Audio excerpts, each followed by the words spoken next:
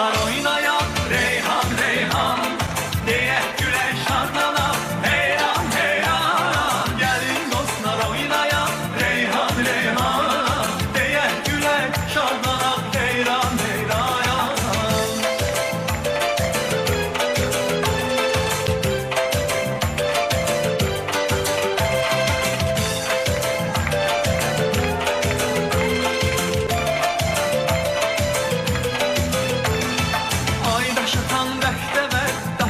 Əcəb vaxtıdır, indi o daş dil açıb deyirimi salmaqdıdır. İndi məyər yenə mi təngərədən daş gəlir?